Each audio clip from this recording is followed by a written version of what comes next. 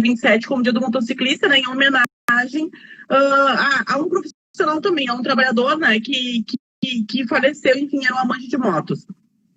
Eu sou motociclista há 15 anos, né, eu sou apaixonada por duas rodas, e isso me levou, né, me colocou no caminho do sindicato, e junto com o sindicato, então, eu tenho abraçado, né, há uma década já as lutas em favor da categoria dos motociclistas de forma geral, mas principalmente dos motociclistas profissionais, que são aqueles que passam uma jornada de 10, 12, 14 horas em cima do veículo, né, para levar o seu ganho, para levar o seu sustento, enfim, o alimento para sua família para casa. Então é uma coisa que me motiva, que realmente mexe, né, com o meu sentimento de trabalhadora, né, representar essa categoria que é uma categoria tão honrada, né, e que precisa de visibilidade, precisa que a gente enxergue eles como uma parcela vulnerável dentro do trânsito, porque qualquer acidente pode levar uma lesão muito séria, muito grave, muito tempo de afastamento, né,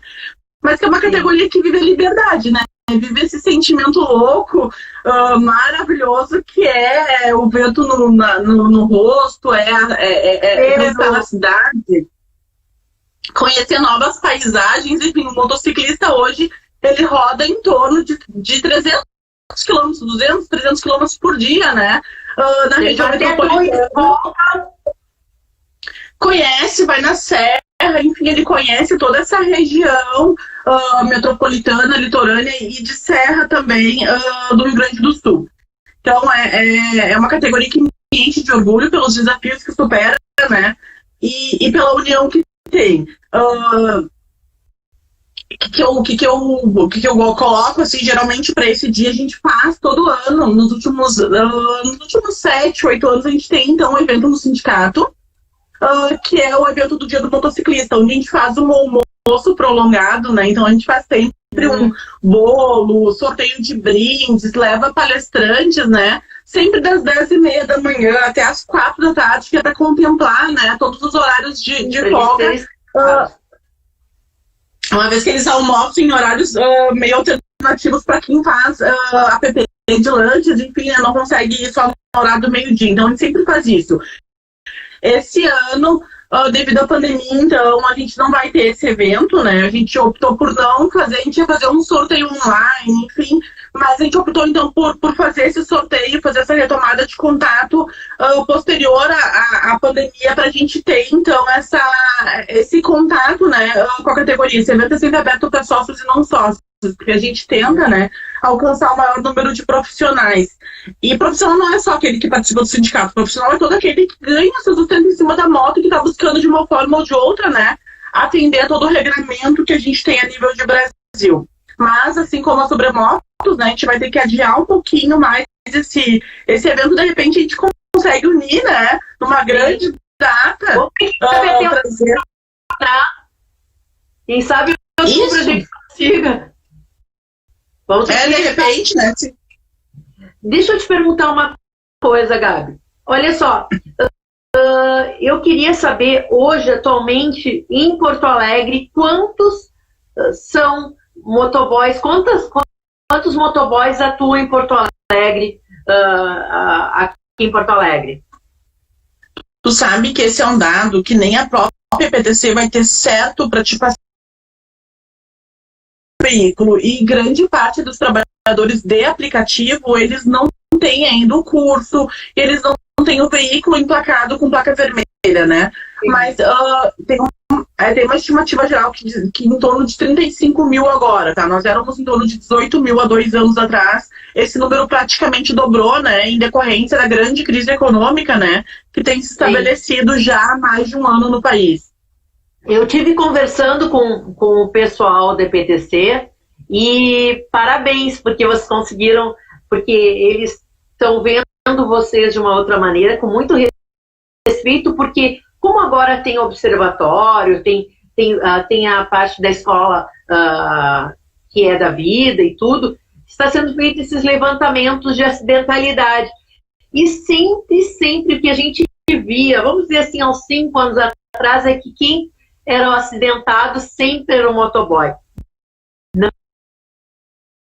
ser esse acidente feito por uma pessoa que está pilotando há pouco tempo, ou às vezes não tem nem habilitação. E eu comentava com eles, e eles também chegaram a essa mesma conclusão, que vocês têm menos acidentalidade porque vocês estão sempre em cima da moto. Então o exercício acaba fazendo com que vocês pilotem melhor. Só que tem outras coisas que também tem que ser melhor. A questão de manutenção, como vocês rodam muito todos os dias, tem que ser feita. Mas eu estava conversando com eles também que melhorou muito a categoria em relação a 5 anos atrás, com relação a capacetes, equipamento de segurança. E eu acho que um pouco desse trabalho também se deve a vocês, né? Eu quero, primeiro de tudo, dizer assim que tu traz uma informação que nos contenta bastante, que é, então, dentro do município de Porto Alegre, que deve ser exemplo para o resto dos municípios, né, esse estudo de todo e qualquer acidente de trânsito que tenha vítima fatal. E daí, a partir desses dados, a gente consegue, né, ampliar as políticas públicas de enfrentamento, né? Então, isso já trouxe uma informação importante, que é demonstrar o quê? Que a maior parte desses acidentes acontece com homens de 18 a 35 anos, né? E que geralmente eles estão em deslocamento, né? E muitos deslocamentos casa-emprego, emprego-casa. Então, são esses motociclistas que utilizam a moto como alternativa. Eu chamo, né?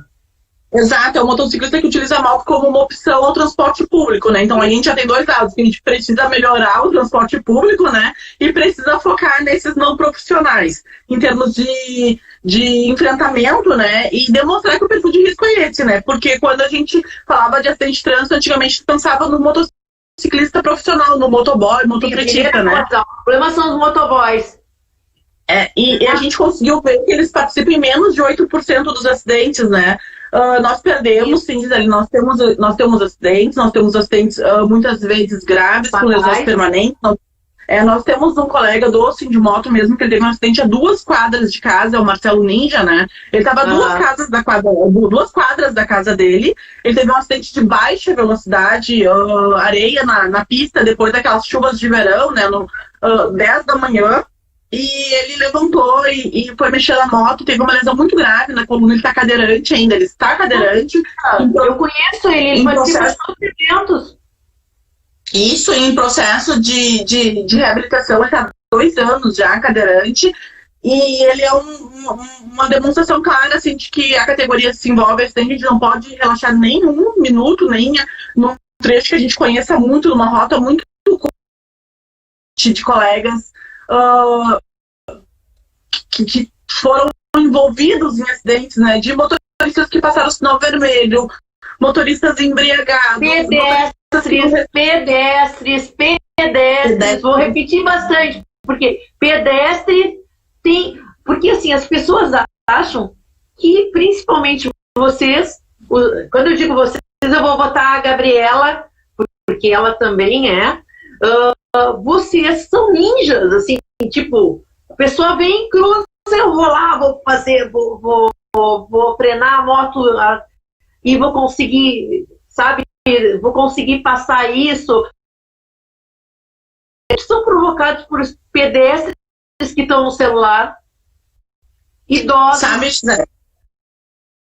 duas coisas que colocou. Celular, que é a distração, né? O celular também causa muito abarroamento, que é a colisão lateral, né? É pela distração do condutor no celular ali também, né? Principalmente de aplicativos, tá? Então, é bem grande o número de acidentes, não de quase acidentes provocados por condutores de aplicativo, porque eles estão o tempo todo ali vendo a rota e etc. Querendo fazer mais e mais. A questão do pedestre também, porque o pedestre, assim, o motociclista, o motorista de lotação, de táxi, de ônibus, o motorista em geral, ele é formado, né? No centro de formação de condutores, ele tem acesso às normas de trânsito, muitas vezes não segue, mas ele teve, então, uma formação mínima, e ele conhece a primeira coisa, que é o tempo de reação, né? Então, ele já tem uma noção de quanto tempo aquele veículo vai demorar para reagir, muitas vezes quanto ele vai demorar para da velocidade de um veículo, né? E quanto tempo ele demora para frear até quando ele visualiza que ele resolveu a transição. Sabe que mais que isso, porque eu fiz um curso lá da PTC também sobre idoso e tinha várias coisas que eu não sabia, tipo, eles não enxergam direito eles vão trocando a questão de sensação de cores num semáforo, eles perdem a noção de distanciamento que a gente tem quando é novo, eles perdem essa visão e não se dão conta, porque o cérebro dele está funcionando, mas ele não está na mesma velocidade que tinha antigamente, quando era mais jovem. Então isso é uma coisa assim que tem que bater muito, porque bater muito para que tenha essas campanhas com que os pedestres eles se aprumem, porque eles estão matando pessoas e ainda morrendo junto, né? Então eles são grandes vítimas, né? Acaba. E outra coisa que tu trouxe, que a gente sempre leva para as palestras e que eu gosto muito de falar, é inverter os valores, né? Porque muitas vezes a gente supervaloriza um tênis de marca, a gente supervaloriza trocar os raios, pintar, fazer uma customização na moto, eles põem nome na moto, né? A gente gosta desse carinho no nosso veículo, né? De deixar com a nossa cara. É o nosso melhor amigo pra ter com a gente. A nossa grande companheira, a gente fala, né? Então a moto é a companheira, é a ferramenta de trabalho, mas ela tá ali no dia a dia. E a gente leva pra essa questão assim, para valorizar também o seu capacete, né? Não comprar um capacete porque tem uma grafia bonita, porque é colorida, porque tem uma viseira fumê, que de dia é permitido, mas de noite não é permitido.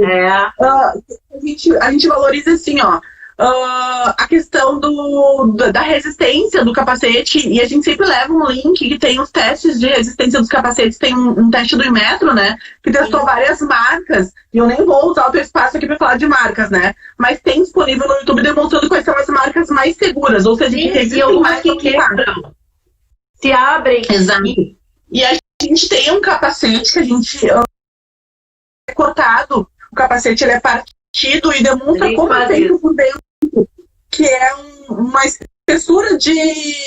me fugiu o termo, de isopor. De isopor, que tá aí, que tem uma camada fina de plástico com aquela pintura. Então a gente demonstra assim, qual que é a fragilidade que tu tem, né? Dentro do capacete não é um escudo, na verdade, te protege, tem que ser utilizado, afivelado, né? No teu número certo.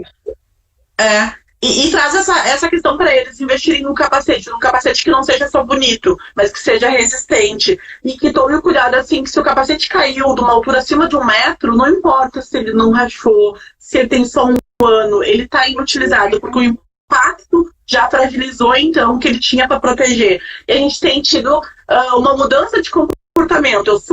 Eu fico feliz e elogio quando eles chegam lá com o capacete fechado, quando o menino chega lá e tem que desafivelar para tirar o capacete, porque ele está seguro, né?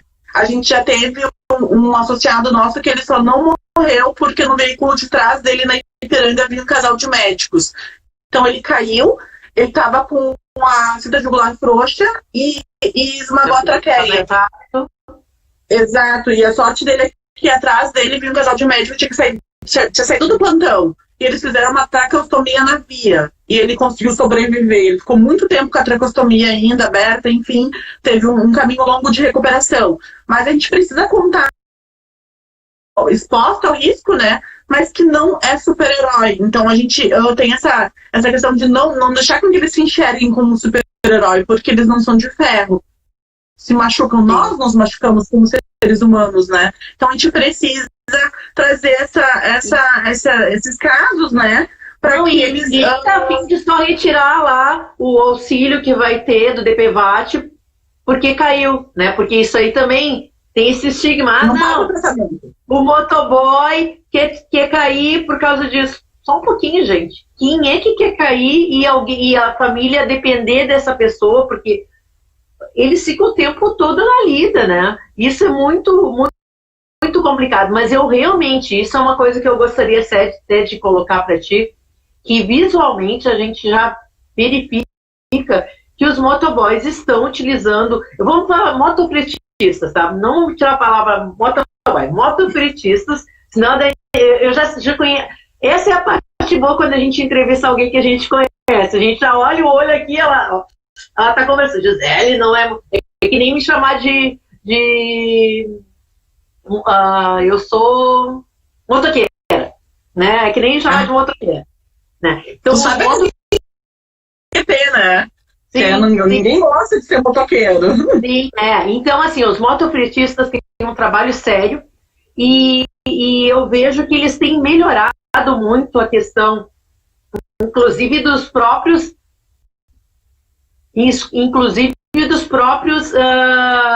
equipamentos atrás, que antes eram equipamentos que deixavam, machucavam a coluna e tudo. Eu acho que isso deve ter um trabalho de vocês também, né? Os bauletos adesivados também. Então eu queria, para a gente poder falar, agora tu falares, eu queria que tu falasse qual é o trabalho do Sindimoto para esse motofretista, para que o pessoal conheça qual é o trabalho. Não é fazer algazarra, é muito mais do que lutar pelos direitos de quem trabalha para levar a sua comida, seu remédio e muito mais.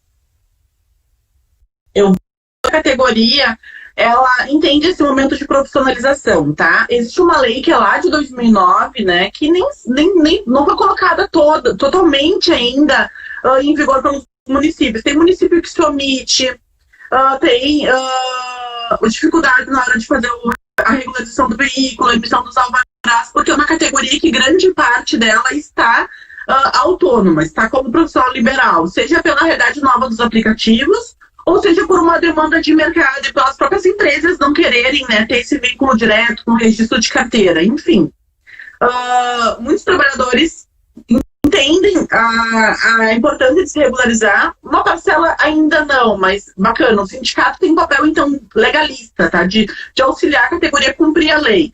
A lei pode ser boa em alguns aspectos, ruins em outros. A burocracia, às vezes, esmaga, né? Mas a gente precisa, então, fomentar a regularização, porque o sindicato é instituído para representar dentro do que diz a legislação, né? A legislação diz que tem que ter mais de 21 anos de idade, 2 anos de habilitação na categoria A, e tem que ter um curso, então, profissional, né? Que é um curso obrigatório de 30 horas aulas, feita pelo CFC ou pelo CEF-Senat, que vai voltar a fazer agora esse ano aqui em Porto Alegre. Faz uns 3 anos que ele não faz o curso aqui, tá? Então, o sindicato, ninguém é obrigado a ser sócio, tá? E quem for sócio vai ter assistência, e quem não for também vai ter assistência, porque o sindicato representa a categoria como um todo, tá? Os documentos que o CRLA vai cobrar, qual é o ano de moto, quais são os itens de segurança, né?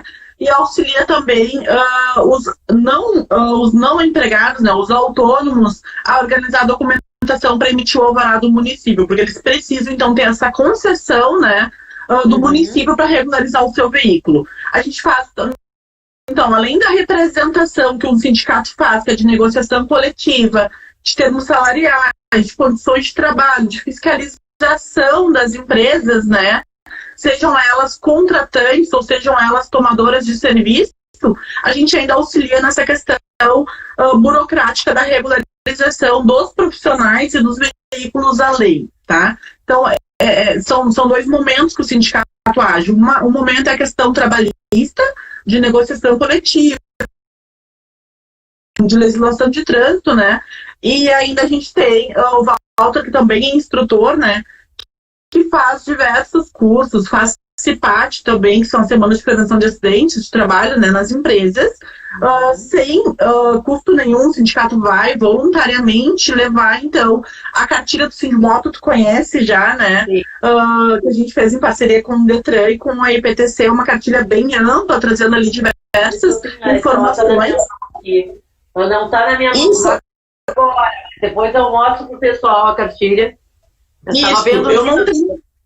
Eu não tenho nenhuma, porque eu tô em casa agora nesse horário, então não tenho aqui. Depois tu mostra, então. Essa é uma cartilha bem ampla que a gente fez, distribuição gratuita, né? Que tem ali dicas de pilotagem segura, tem informações de como regularizar o veículo para a lei, né? A Lei 12.009, a Resolução 356, né?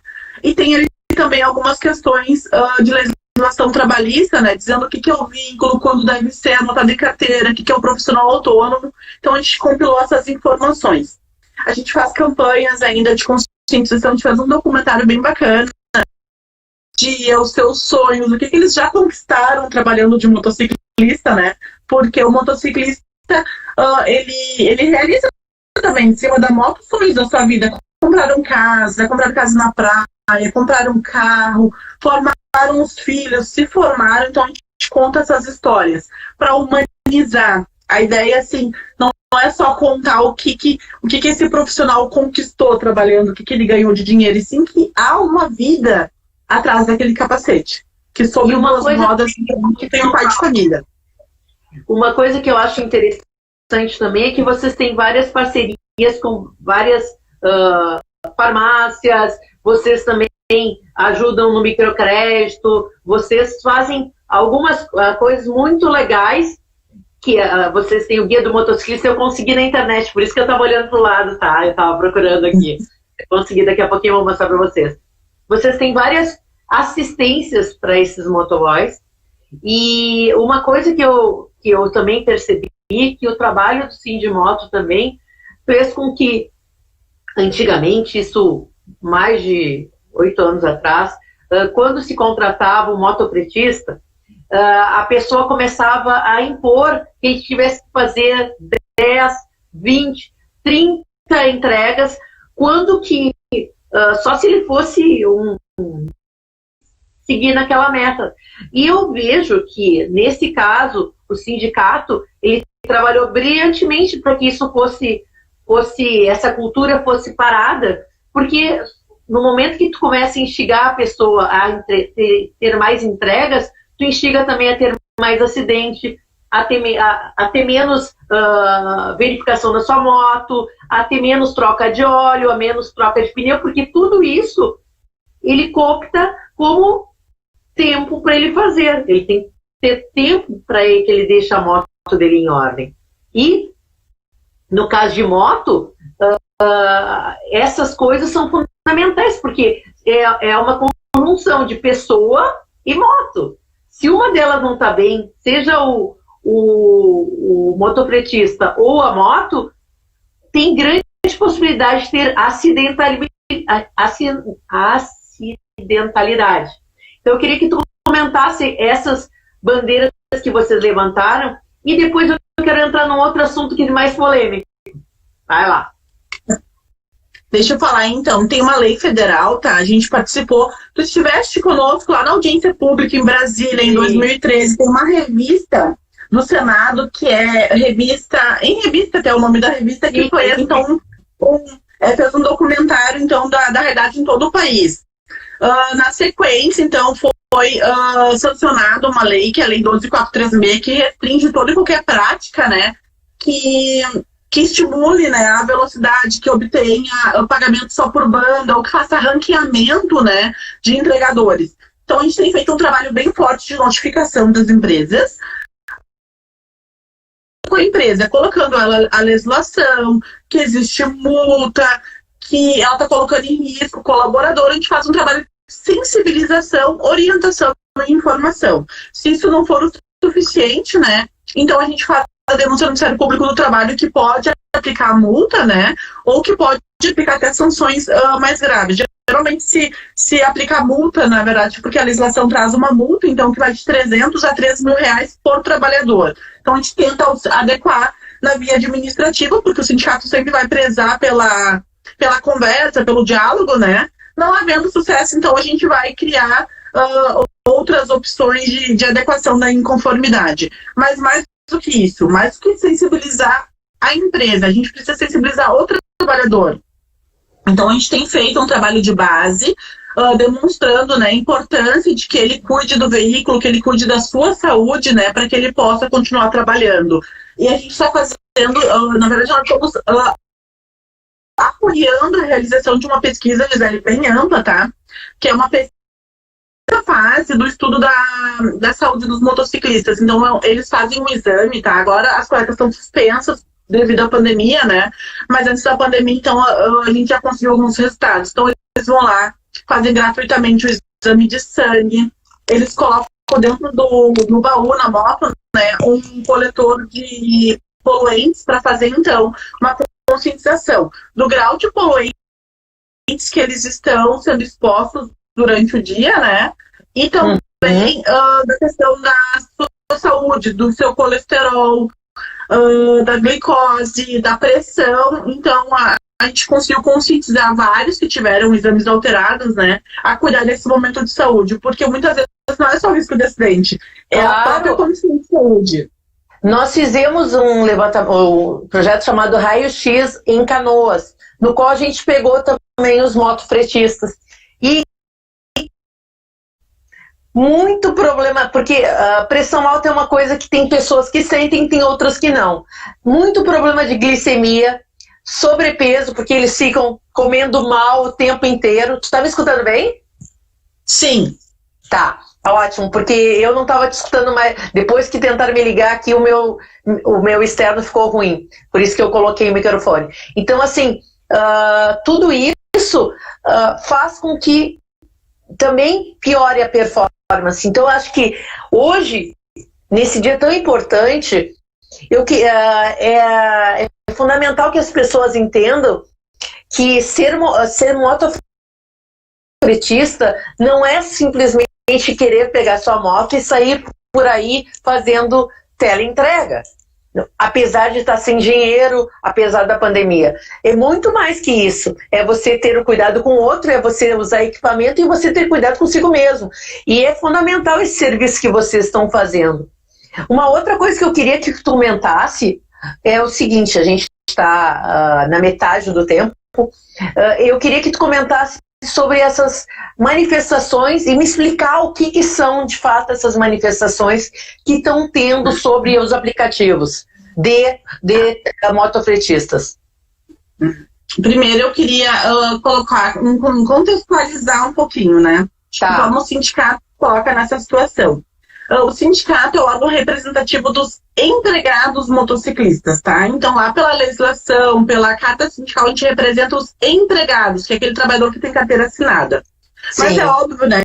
Deixa eu posicionar um pouquinho mais minha câmera para não pegar o sol da janela. A live. Mas assim, ó, a gente não pode se manter inerte, né? E não levar em consideração tudo isso que está ocorrendo com a categoria de forma geral, porque não é a assinatura em carteira que vai dizer quem é mais profissional ou quem não é, inclusive porque a legislação permite, né, que ele faça isso como autônomo. Então a gente acaba acolhendo esses trabalhadores que são os autônomos, né, por uma questão de proximidade, porque não existe ainda uma representação única, né, estruturada para... Deixa eu te perguntar, um pouquinho. Para ele ser isso também, cabe salientar, Gabi, que ele tem que ter na sua CNH exerce atividade remunerada. Porque no mínimo ele tem que ter isso. E eu vou dizer mais, Zé, que ainda agora para ser motofretista não é mais o EAR. Como tem um curso obrigatório, né, ele precisa ter o curso lá condutor de motofrete ou condutor de mototáxi para quem transporta pessoas, né? Então, o EAR, se eu tiver motofretista, porque eu tenho que ter um curso especializado de motofrete. E daí tu vai ter lá o EAR, porque faz transporte remunerado com o carro, por exemplo, né? E o condutor de motofrete que te habilita a fazer o transporte de carga, né? Remunerado ou de pessoas de moto. O EAR não tem mais a validade para te colocar como profissional de duas rodas. Tu vai ter que ser ou condutora de motofrete ou condutor de mototáxi, tá? Que é um curso especializado. E para esses aplicativos que tem no mercado agora, só o ER, eles aceitam? Porque eles não cumprem o que determina a legislação. Essa é uma questão também que há já um movimento, né, encabeçado pelos sindicatos, né, em relação ao cumprimento da lei pelos aplicativos. Porque o aplicativo ele entrou na mesma lei de mobilidade urbana que o Uber adentrou no mercado, tá? Que tem lá a viabilidade Exato. Só que o transporte de mercadoria tem uma lei que é anterior até a lei de mobilidade. A lei de mobilidade urbana é de 2012 e a lei de 2009 que regulamenta a atividade de 2009, tá? E os aplicativos, eles não cumprem essa questão da legislação, tá? De 21 anos de idade, 2 anos de habilitação e ter o curso especializado. Isso a gente já levou para os órgãos públicos em relação ao cumprimento da lei, tá? A questão das mobilizações, ela é bem diversificada no país, tá? Então, tem grupos, né, que se organizam para fazer o break dos APPs ou de paralisação. O que a gente vê como um sindicato? A gente entende que alguns aplicativos, eles deveriam, então, ser considerados empresas, porque eles mantêm as mesmas características do vínculo empregatício, tá? Que é a subordinação, a onerosidade, a pessoabilidade, enfim, todas essas questões, tá? A habitualidade. Me fugiu de um termo agora, veio de novo, habitualidade. Mas a gente nem vai entrar nessa discussão agora, se registro ou não registro carteira. Essa é uma questão individual até que a gente vai se colocar à disposição, né? Sim. Mas a questão que o sindicato enxerga, assim, é que quando ele coloca, estabelece uma meta de... Ele está criando uma prática que estimula a velocidade, que estimula a acidentalidade. Então, ele descumpre uma lei federal que diz que é proibido, né, qualquer remuneração nesse sentido, criação de ranking ou de qualquer outra prática. Ele deveria ser multado de 300 a 3 mil reais por cada motociclista que recebeu aquela mensagem. Sim. Não é. Então, essa é a primeira questão. A segunda questão é assim, muitas vezes quando falta uma entrega para aquele motociclista bater a meta e receber a bonificação, some as entregas. Muitos motociclistas reclamam que foram bloqueados sem justificativa no cadastro. O cadastro chegou lá para fazer a online, o cadastro está bloqueado, porque ele parou antes do horário de pico da região que ele estava. Então, enfim, tem várias questões que são controversas. Sim, porque ele existe também empregado, mas ao mesmo tempo ele tem todas as... tem benesses de empregado, mas também tem os ônus de... O cobra a melhoria na questão de remuneração das entregas, tá? Porque os aplicativos começaram pagando um valor, quando popularizou estão pagando bem menos, né? Mas eu vou dizer assim, a minha preocupação e a preocupação que eu levo para a diretoria do sindicato, para a parte jurídica, né, é a questão em relação à seguridade social. Porque são trabalhadores, a gente não pode permitir que só os trabalhadores paguem o preço da regularização, e daí já tem uma discussão bem antiga, inclusive com a IPTC, depois da tempo a gente comenta, mas vou avançar na questão dos aplicativos. E esses trabalhadores, eles não estão seguros pelo INSS, tá? Então, acho que a primeira coisa que o Estado deveria não estão. Não estão, a grande maioria a não ser que eles pagassem... ninguém... É isso que eu ia dizer. Não pagam. Sim, porque então, se tu... veja bem, Gabriela, pelo que eu tenho visto, pessoas que eu mesma, que pegava numa farmácia e pagava R$10 para fazer uma entrega, agora estou pagando R$4,47 e não é promoção da farmácia, é aplicativo. Não. Mas só que assim, quando chegar 1.000 quilômetros e o cara tem que fazer troca de óleo, parece que é um dinheiro bom quando tu faz volume, só que tem um detalhe, você vai estragar o seu motor, né? E a mesma coisa, se você não tiver o tempo de manutenção, volto nisso, porque é uma coisa que tem que ser batida. Não pode ter 1.000 quilômetros, o ideal para uma moto pegar e funcionar legal, a maioria das motos, eles dizem mais, mas o ideal é que faça redondinho antes até do tempo, para que possa a moto durar muito tempo. E a gente está vendo que, pelo que estão falando, pelo que eu estou verificando, né, isso não procede, né? Então é muito difícil, né? Muito difícil. Então, essa redução do pagamento das bandas, do aplicativo, eles não querem os movimentos do break, dos apps, eles não querem o registro em carteira. Algumas reportagens já demonstraram isso com pesquisa, né, entre os cadastrados. Eles querem melhoria no valor das bandas, tá? E eu, enquanto representante de um órgão que é legalista, né, eu alerto bastante com essa questão da previdência, né? Porque mesmo que não se reconheça o vínculo, então, porque algumas esferas têm reconhecido e outras não. Mas a gente precisa ter uma política pública, né, que de alguma forma esses trabalhadores estejam regularizados junto da Previdência, porque os acidentes eles acontecem, muitas vezes eles são invalidantes, ou por muito tempo, que é o colega Marcelo está há 2 anos cadeirante, né? Ou por pouco tempo, mas nesse pouco tempo a categoria tem conta de água, de luz, tem alimentação, tem aluguel, enfim, né? Tem todo esse custo que precisa para sobreviver. Medicamento, muitas vezes, né? Então eu vejo a questão da Previdência. A questão da Previdência, para mim, é uma questão que a gente precisa começar a repensar para quem é autônomo, né? Para essa legião de trabalhadores autônomos. Outra coisa que eu gostaria de falar contigo, que é uma coisa que está acontecendo muito também, é o roubo de motos do pessoal que é motofretista, né? Como vocês...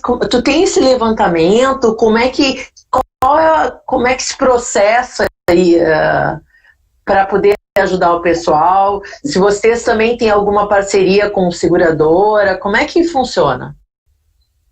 Tá. Não tem, de novo, a gente carece de informações estatísticas de órgãos públicos, né, em relação a isso. A última pesquisa que a Brigada Militar publicou em relação ao roubo de veículos, na verdade a Secretaria de Segurança Pública, a Brigada que faz o ofensivo, mas a Polícia Civil que faz a investigação, né? Mas então se dava conta de 13 motos roubadas ou furtadas por dia em Porto Alegre. Não tem essa divulgação. A gente trabalha em 2 linhas, tá? Primeiro é a sensibilização da categoria que não existe almoço grátis, tá? Então, peças de barbada, tudo muito barato. Capacete barato.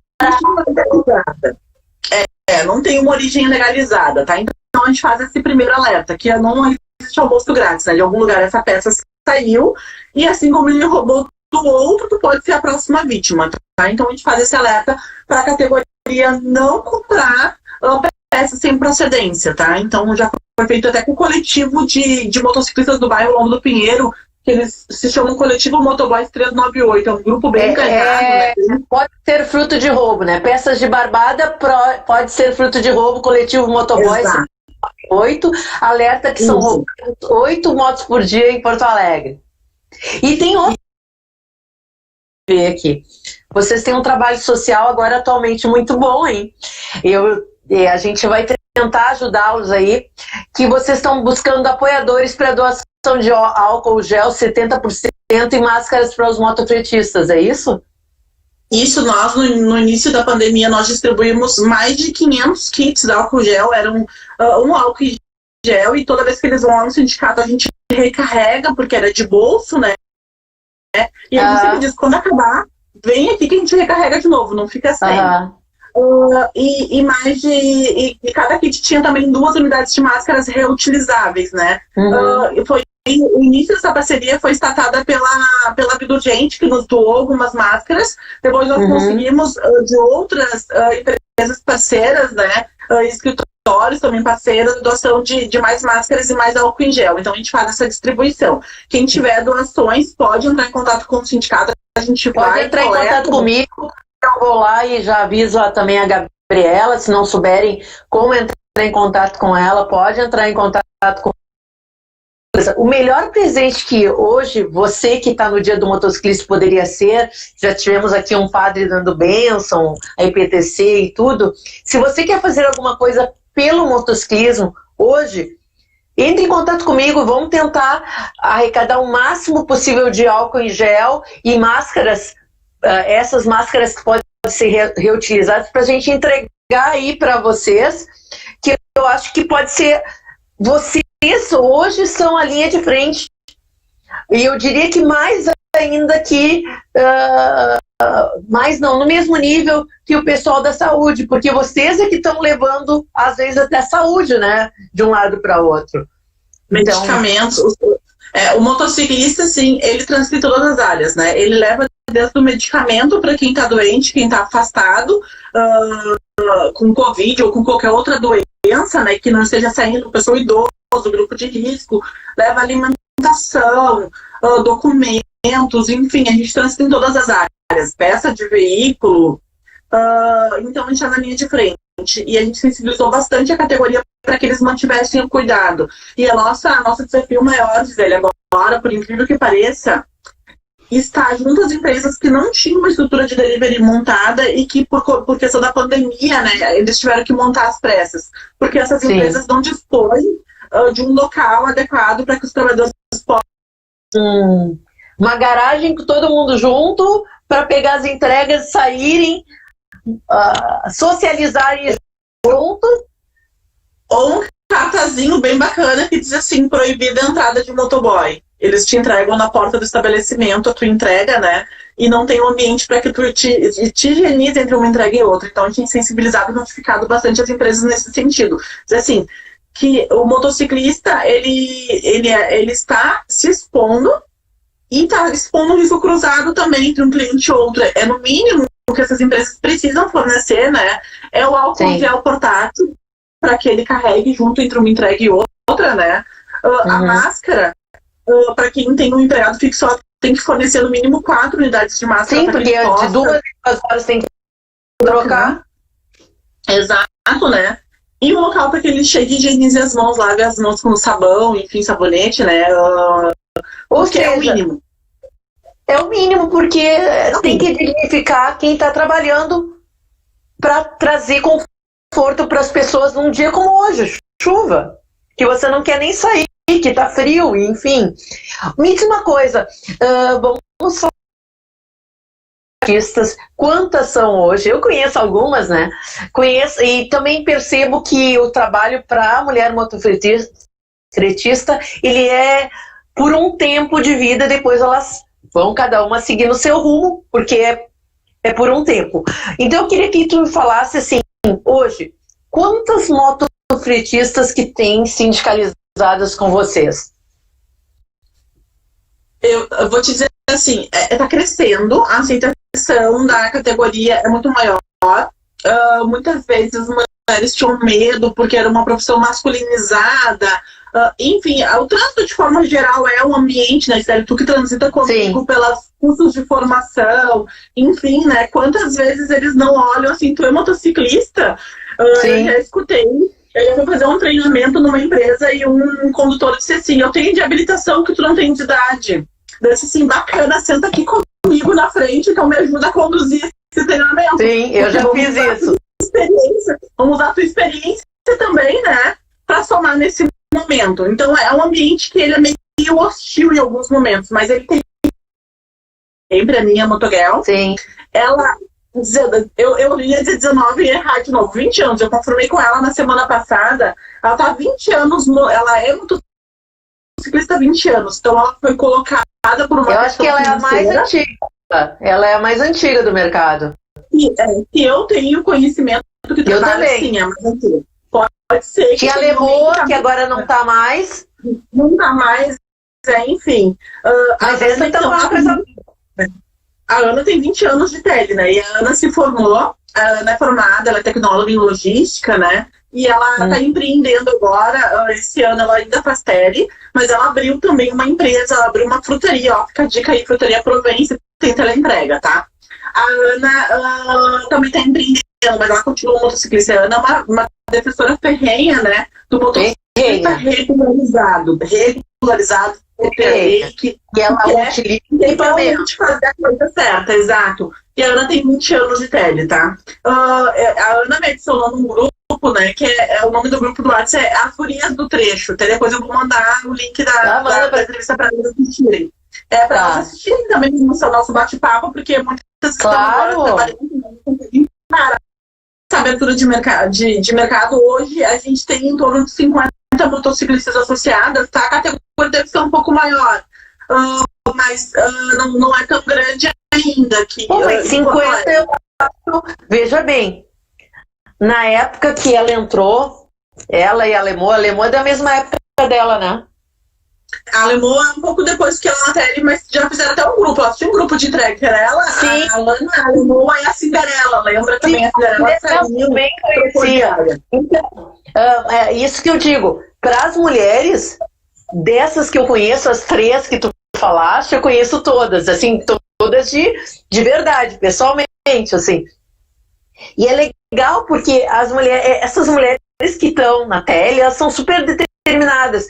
E eu vejo também que tem muitas empresas que optam por ter mulheres entregando do que homens, porque elas são mais, assim, elas utilizam cuidadosas com elas, com a carga, eu acho que tu falaste bem, elas são uma referência e fico feliz que são 50 em Porto Alegre. Eu achava que fosse menos, então, assim, é muito legal. Deve ter mais. Não, e deve ter mais de 50, eu imagino assim, porque nem todos estão associados, né? E com essa questão do app também tem muita gente que não conhece ainda, que entrou na categoria, porque os apps estão vendendo uma imagem de serviço de situação de renda extra, né? E às vezes causa esse afastamento, o cadastrado não se vê como motoboy, como motofretista, como profissional, né? E acaba que ele acaba não chegando até o sindicato num primeiro momento. Sim. Então pode ser que tenham mais, mas tem crescido. Essa semana que passou, quando eu estava chegando no sindicato, parou um vizinho lá do sindicato pedindo contato de uma motociclista que ele estava abrindo uma empresa de alimentação e queria contratar uma mulher. Então existe sim uma demanda maior, né? Uma confiança maior de coragem, de responsabilidade e que são fortes. Porque precisa ser forte, né? Não precisa, porque principalmente os homens motociclistas, né? Aí vai, às vezes gostam de provocar a mulher que está pilotando na moto, né? Então, mas é uma jornada muito ensinante, né, Gisele? A questão de banheiro, de local de higiene, de tudo. É muito complicado. Ela enfrenta uma dificuldade maior, mas ela tem ganhado espaço. Ela tem visto, né, que é uma profissão que remunera bem. Tem pessoas que são recém-formadas na graduação que não ganham o que o motociclista profissional ganha hoje, né, de remuneração. Então, é uma profissão que paga bem. E as mulheres, elas demoram um pouco, né? Mas elas estão chegando na profissão. Mas assim, tem ainda muito trabalho, né, para ser feito. Porque passar pelas ruas de Porto Alegre, às vezes, com buracos... Pelo amor de Deus, né? O que são os bueiros mais baixos que a rua? E algumas... Se tu vai andar perto, não é nem no meio-fio, perto do meio-fio. Assim, 40 centímetros no meio-fio, tu não consegue, porque é muito desnível, muita coisa remendada, passar por tudo isso e ainda ter óleo na pista, ter...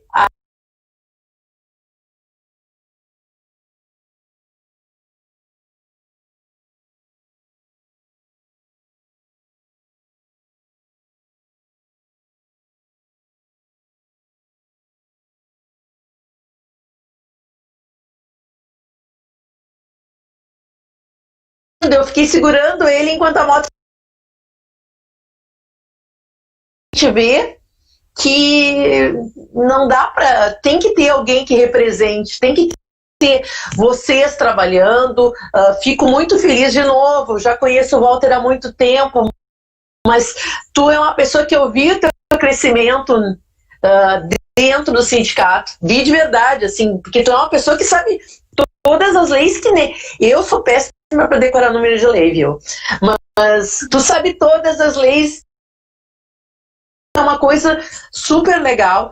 E eu gostaria que tu deixasse, então, tua mensagem para o pessoal que é motofretista ou que quer ser motofretista, porque nós já estamos indo agora para últimos 5 minutos de fechamento, porque eu tenho que fechar um pouquinho antes por causa do GTV. Está sendo transmitido pelo Instagram, pelo Facebook, pelo YouTube. Isso é muito bom porque tem muitas pessoas que durante esse horário não conseguem ver. Mas depois a gente vai fazer uma divulgação e fico assim um pouquinho falando sobre o Dia do Motociclista em alguma mídia. Não. Só as instituições especializadas, né, que tem o motociclismo correndo nas veias. Essas sim vão lembrar e vão falar. Não, tu viste alguma coisa? É a primeira vez que eu não vejo. Ninguém falou, ninguém lembrou desse pessoal. Porque, assim, ó, lembrar do motociclista em geral, ok, tá tudo bem. Agora, não lembrar de quem entrega o teu medicamento, pelo amor de Deus, gente, se vocês estiverem me vendo hoje, pelo menos dê nem que seja um bombom pro motofretista que está fazendo esse trabalho, porque é um absurdo ninguém falar, nenhuma entidade, tu não vê nenhuma propaganda na TV sobre isso. Porque, né, tu não acha isso? Eu acho que o motociclista é um invisível ainda, tá? Nós somos invisíveis para o governo de forma geral, municipal, estadual e federal. Todas as nossas conquistas, elas são muito doídas, muito difíceis de serem conquistadas. Até uma reunião com o órgão público às vezes é difícil. Nós tentamos, Gisele, de diversas formas estender as vacinas, tá? No início da pandemia aos motociclistas, que tinha uma homenagem no Jornal Nacional e tudo, que já não tinham mais aula presencial, receberam as vacinas. Eles conseguiram. Eu sei. Na rua. Então, eu acho assim que essa invisibilidade um dia vai ter que ter fim, tá? E ela só vai ter fim quando a categoria tiver uma identidade de classe muito maior. Nós somos muito unidos no tombo, no asfalto, se caiu um motociclista para 10, mas a gente precisa ter uma união fora desse momento de queda, de tombo, de acidente. A gente precisa ter uma união na vida, para que a gente conquiste mais espaço e para que as nossas pautas, né, sejam unificadas. O sindicato, ele é legalista, então ele não tem como fazer o que a legislação não estabelece, né? Mas a gente tem sim como usar a nossa voz, né, para modificar aquilo que não pode ser cumprido. A gente tem conseguido até, no início do ano, ser uma modificação da portaria do Detran. O Detran nos escutou enquanto categoria, né, e modificou algumas burocracias em relação ao veículo. Então, dizer assim, ó, o sindicato está de portas abertas, eu e toda a diretoria do sindicato para auxiliar a categoria a se regularizar e para ouvir, né, as demandas de vocês para que a gente possa ampliar o coro. A gente só vai conseguir ter uma visibilidade para além das estatísticas de acidentes, né, quando a gente conseguir unir as nossas vozes. A gente só consegue isso quando a gente senta e conversa, né, e consegue romper essa barreira de autônomo, de empregado, de eu quero ou não quero ser de app. Nós somos todos motociclistas, nossa vida vale muito, né? E a gente uma vida, tá? Então toda vez que tu quiser encontrar um pouquinho mais do nosso trabalho na educação de trânsito, quem quiser encontrar essas campanhas, pode buscar lá pela hashtag Duas Rodas Uma Vida. Tudo escrito, tá? Escrito, né? Duas Rodas Uma Vida, que é a nossa bandeira, então. São duas rodas, mas a vida nossa é uma só. A gente precisa preservar ela. Bom, assim, ó, eu gostaria muito de te agradecer. Passou muito rápido. Muito rápido. Você falaste coisas importantíssimas. Importantíssimas. Infelizmente, né? Como eu falei, a coisa que eu mais fiquei triste, agora faltam 3 minutos, que é essa questão que hoje tu falou. Nós não estamos assim, nós não somos vistos.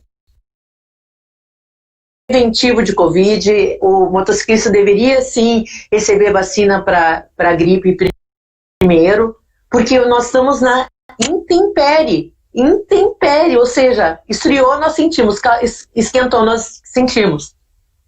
É só ver por ti mesmo, tu estava aí no frio, daqui a pouco, no escuro, daqui a pouquinho ficou sol. Isso para a saúde é um crime. Então, assim, ó, muito obrigado pela tua presença hoje, tá? E eu queria só que tu desse tchau aí para nós. Feliz Dia dos Motociclistas e obrigado mesmo. As portas estão abertas para ti, tá? Não é puxação de saco, é